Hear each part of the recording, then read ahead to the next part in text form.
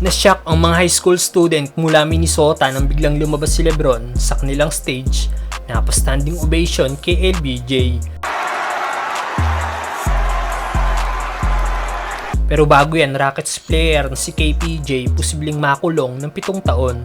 Nasa matinding problema nga po ngayon ng Rockets point guard na si Kevin Porter Jr. matapos ang second degree assault na kinakaharap nito matapos ang ginawa nitong pananakit sa kanyang nobya na si Gondrezick na nagresulta sa pagkaka-injured nito. Pero ngayon ayon sa kampo ni KPJ, gusto nga po nilang maibaba ang kaso na second degree assault na isinampa laban sa Rockets point guard.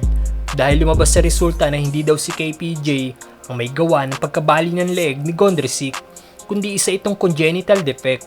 Pero kahit na maibaba pa daw ang second degree assault na kaso ni KPJ, kakaharapin pa rin daw nito ang maximum penalty for 7 years, meaning posibleng makulong ng 7 taon si KPJ.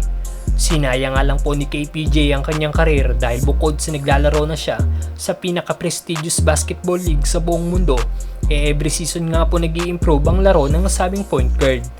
Ngayong season na rin sana magsisimula ang 4-year $63 million contract niya at kikita siya ng $15.8 million, halos doble ng kinita niya sa 4 na season na paglalaro niya sa NBA.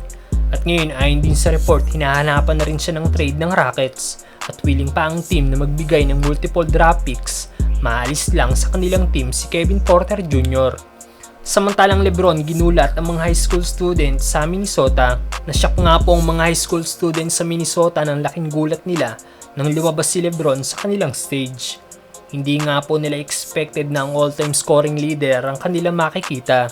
Kaya naman mabilis nga pong napatayo ang mga high school students at pinalakpakan ang 4 times MVP.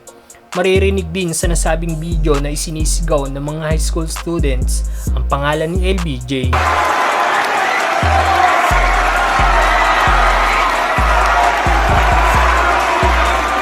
May isang student pa nga pong sinabing Lebron, I love you.